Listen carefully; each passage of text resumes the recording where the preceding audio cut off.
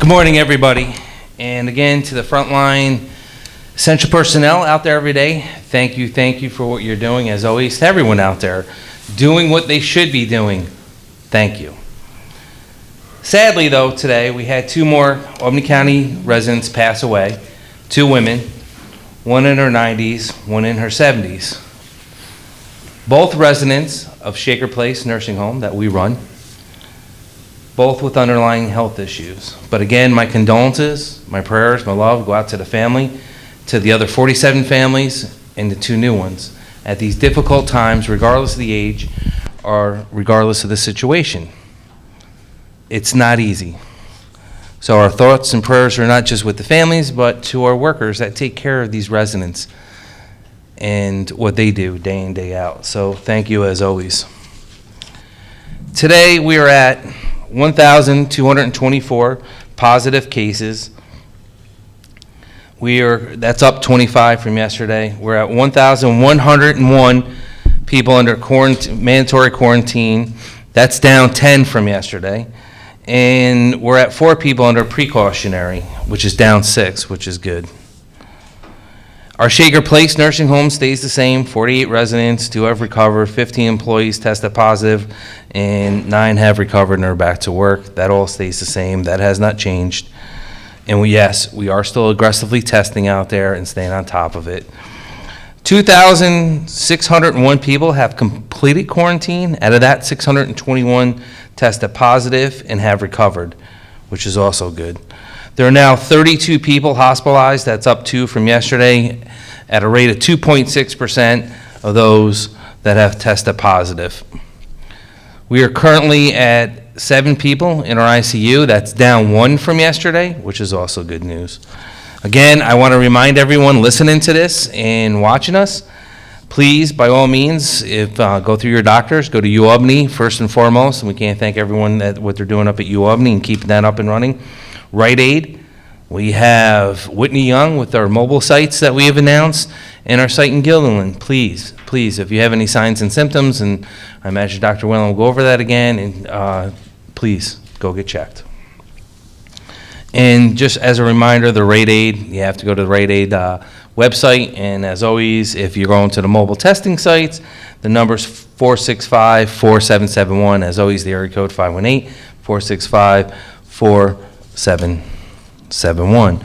So we wanted to do a little update on our web board that we've put up for our website to show everyone that you can break it down, and I'm going to show that to you, and then we're going to go over a couple other things, and so Dr. Whalen will go into more depth on some other stuff, but I am going to go to our smart board.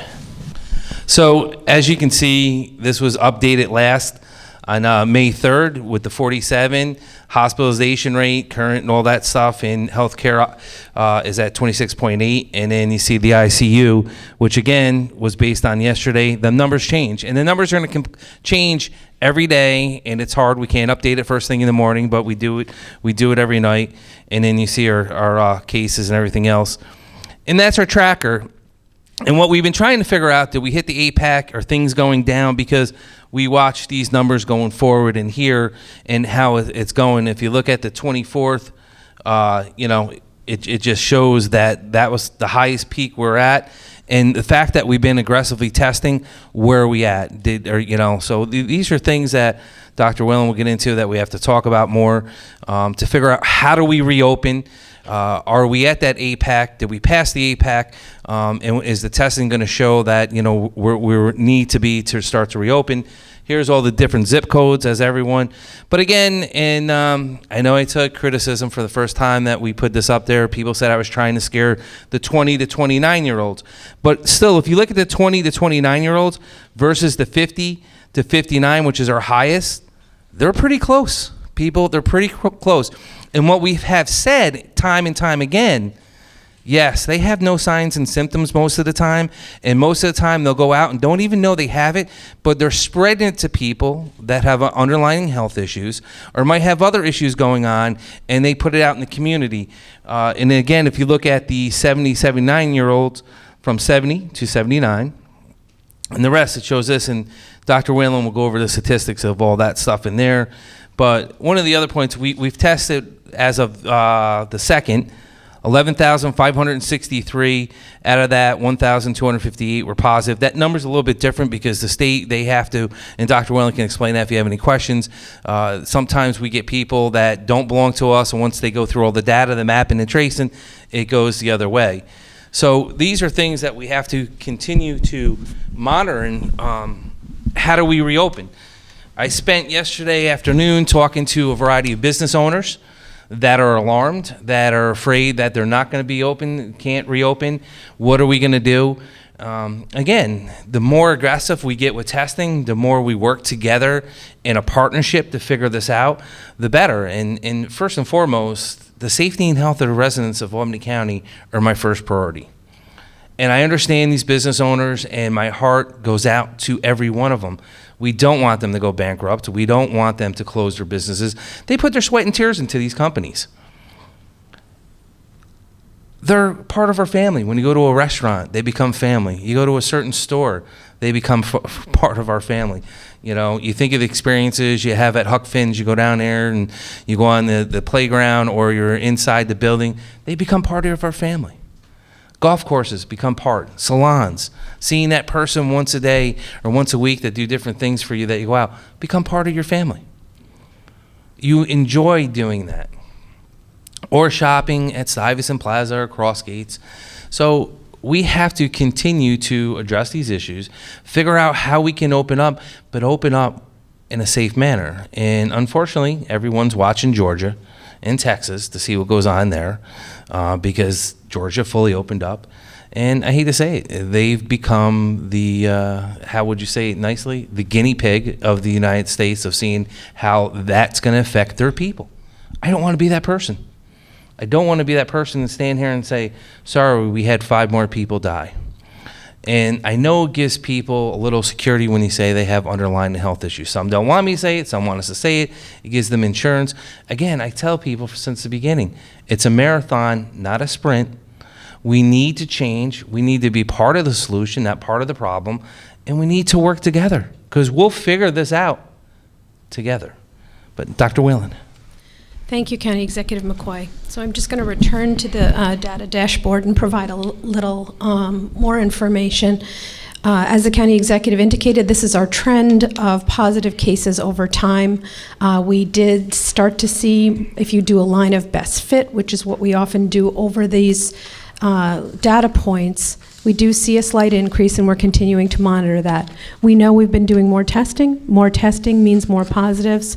A lot of these spikes here, we know, are because we have had cases in our nursing homes, and when we have cases in our nursing homes, the state goes in to do a much broader spectrum testing. So they test asymptomatic employees and residents, and with this testing, we do see increases in numbers. In terms of the zip codes, we're still seeing our highest area being the 12203 zip code with 166 cases. As the county executive indicated, the data that's up here is from yesterday. We work with the company that represents this. They're on the West Coast, so we update them at night. But please be assured, at the County Health Department, we update our data at 7:30 every morning. We update it 3 times during the day so that we are aware of what's going on hour by hour and in real time. We just don't have the ability to represent that in this data framework. The data points for age were discussed. I want to talk a little bit about this number here. We're seeing, we've tested 11,563 residents as of yesterday, which is a good number of residents, but obviously we could always increase that number. And the percent positive testing in Albany County is 10.9%.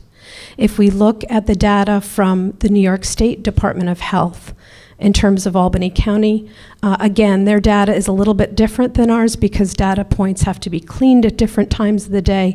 But if we look at daily trends for Albany County, and we can look at those over all, let's see if it loads.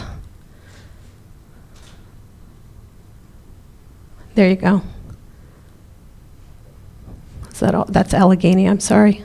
Albany County, here we go, all. So this is from our first case, which was March 11th. You kind of get a line of the blues are the total number tested, and the yellows are positive. So we're continuing to watch that trend. They also have data here for fatality, which is statewide, and we have had a lot of interest with looking at all our data points from race and ethnicity. This is statewide data for New York State, excluding New York City, and we see the rate of death in the Hispanic population, 14%, compared to 12% of the population, 18% of the black population, who make up 9% of the total population, 4% of the deaths. I think that number might be wrong, of 74. Anyway, we have this number now, and what we had represented before was that we wanted to load, Mary, if you could put the slide up. This is I'm sorry the graph isn't better represented, but it will be when we incorporate this into our Live Stories database, which is what we're looking to do. But I did want to reassure people that this is something that we're looking at on a daily basis. This is the Albany County racial and ethnicity data that looks at hospitalization and fatality and ICU based on race and ethnicity.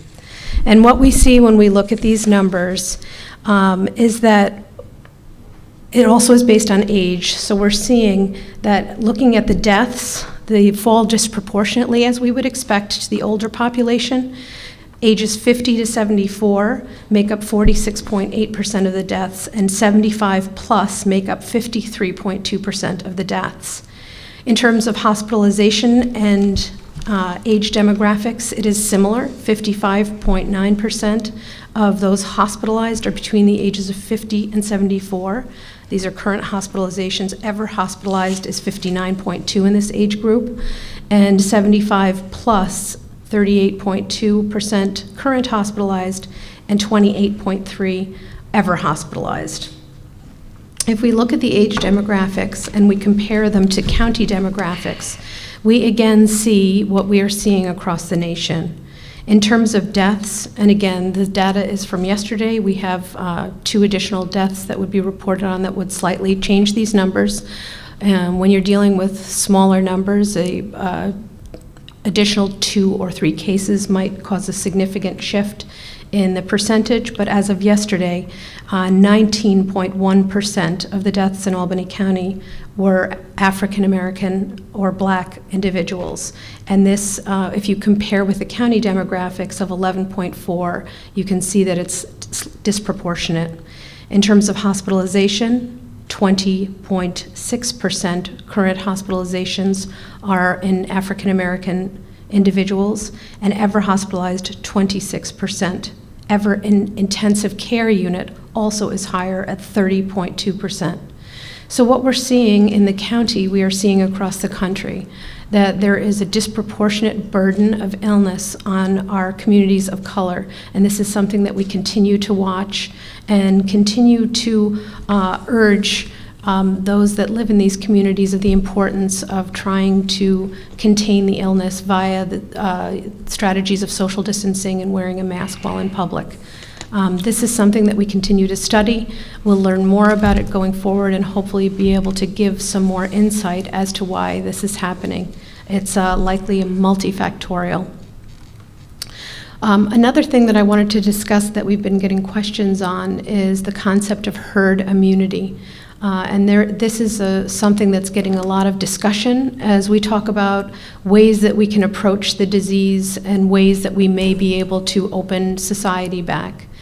The concept of herd immunity is another tool that's utilized to prevent disease spread. Usually it's important in viral epidemics and pandemics.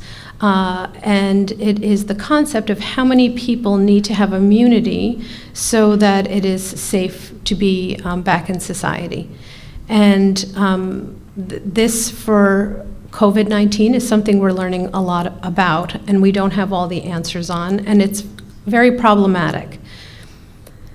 When you look at herd immunity, what you're essentially looking at is if someone is immune to the disease, if they have had the disease and have developed antibodies, they are theoretically immune for a period of time.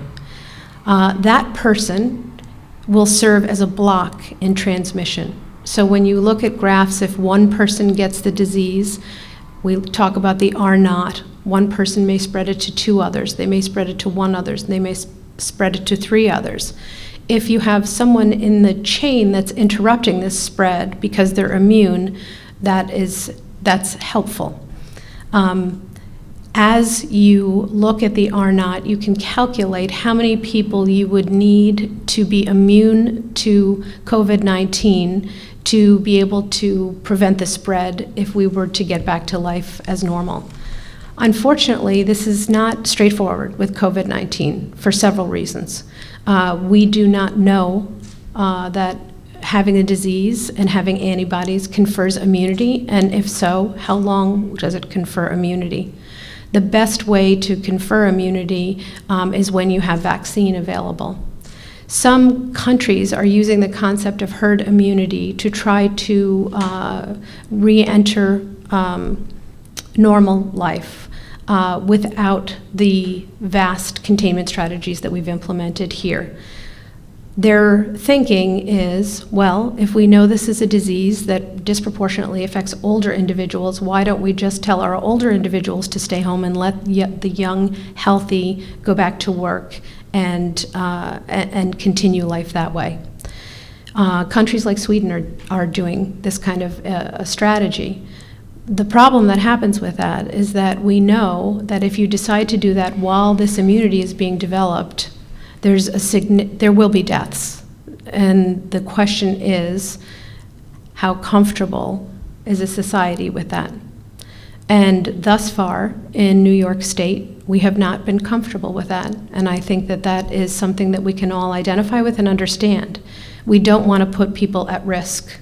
And so we are encouraging those that even those that may have a mild course of COVID to now practice social distancing and other strategies so that they are protecting the society as a whole. The county executive indicated that a place like Georgia is serving as a guinea pig or a canary in the coal mine.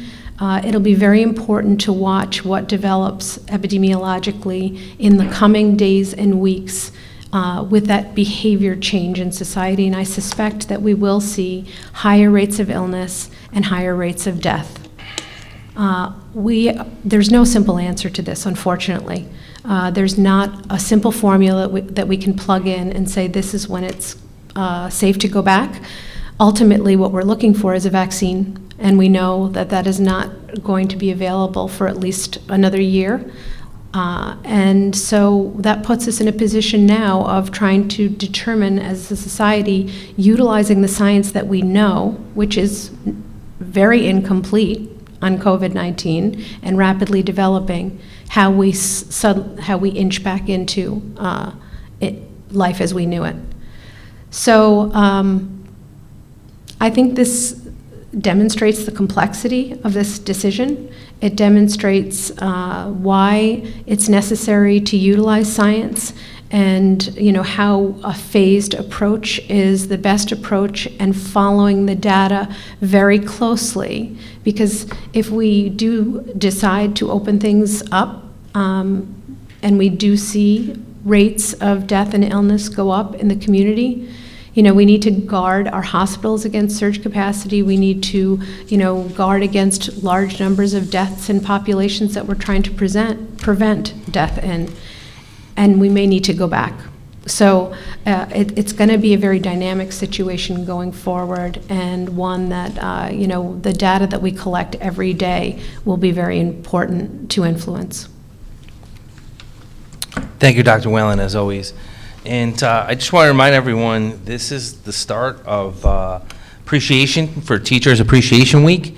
And to all the teachers out there that had, again, reimagined how the classrooms are going to work, how things are going to go forward in doing online learning, thank you. But most importantly, to all the new teachers out there, the parents, because I know that's a stress level. I've talked to a lot of friends with kids, and they're like, You know what it's like? I have to do online learning with my children now, and they're trying to adapt to that. They're trying to learn, and they're actually getting more involved with their education of their children than ever before. So to all the teachers and to all the new teachers out there, we appreciate everything that you're doing constantly in the community, so thank you. And some other good things going on. We have 3 businesses in Albany County: the Business Improvement District, Central Avenue, in the downtown bid, and Lark Street bid. They are actually going out into the community, and they're going to be honoring people that are doing a great job, workers who are dedicated through the crisis and keeping us safe and mobile and fed. So they're looking for nominations. They're going to pick one at random every day this month, starting today. Winners will be announced in June. And to nominate someone like a doctor, nurse, transportation worker, pharmacist, grocery store worker, others, submit a photo, in a brief description on the Downtown Albany Bids Facebook, and you can go to info@downtownalbany.org. And again, you can nominate somebody that has made a difference in the community. So thank you to them 3 organizations for doing that. And also, I want to remind everyone, the mental health hotline is there 7 days a week, 8 a.m. to 8 p.m. The number is 518-269-6634. And the number, as always, with United Way 211 in New York State hotline. They're there for resources. They're there for you to help you. And again, I do want to say to the families out there, our condolences and prayers go out to you, and you'll be in our thoughts going forward.